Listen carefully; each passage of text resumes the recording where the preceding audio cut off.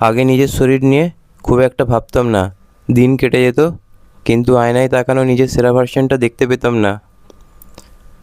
আজ আমি প্রতিদিন একটা ছোট্ট সিদ্ধান্ত নিই, গতকালের নিজের চেয়ে একটু ভালো হওয়া। আর সেই যাত্রাটাই একটা অংশ হলো এই শোল্ডার ওয়ার্কআউট। ট্রান্সফরমেশন শুধু শরীরের না, মানসিকতারও। যখন কেউ বিশ্বাস করে না, তখন নিজের উপর বিশ্বাস রাখাটাই সবচেয়ে বড় শক্তি। প্রতিটা রেপিটেশন আমাকে মনে করিয়ে দেয়, হাল ছেড়ে দিলে কিছুই বদলাবে না। রেজাল্ট একদিনে আসে না, দিনের পর দিন, সপ্তাহের পর সপ্তাহ একই রুটিন ফলো করতে হয়।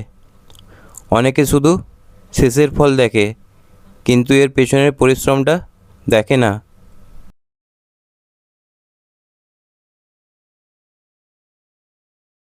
তবে আজকের কষ্টটাই আগামী দিনে আত্মবিশ্বাস হবে।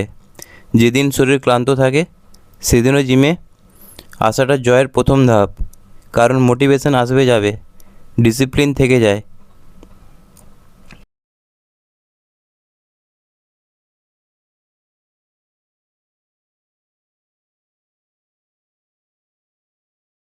প্রতিটা সেটের সাথে নিজেকে আরেকটু শক্তিশালী বানানোর চেষ্টা করছি।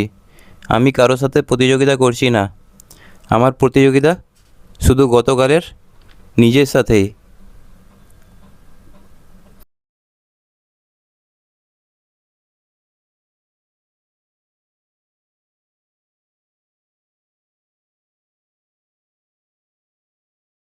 অনেকবার শুরু করেছি আর অনেকবার থেমেও গেছি, কিন্তু এবার আর থামতে চাই না।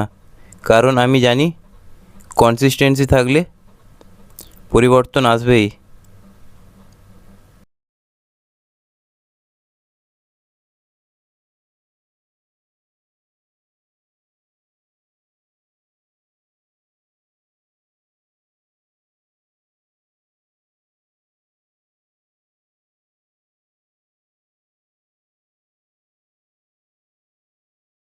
প্রতিটা রেপিটেশন, প্রতিটা ড্রপ অফ সেট একটা গল্প লিখছে।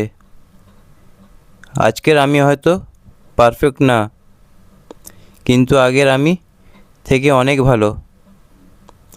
আর এটাই আমার সবচেয়ে বড় প্রোগ্রেস।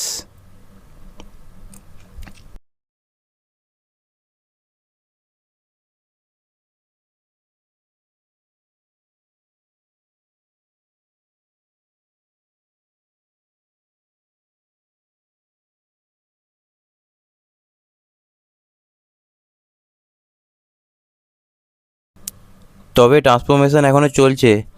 এটা কোনো 30 দিনের চ্যালেঞ্জ না, এটা নিজের সেরা ভার্সনটাকে তৈরি করার একটা দীর্ঘ যাত্রা। কারণ আমি আর থামছি না, এটা সবে শুরু।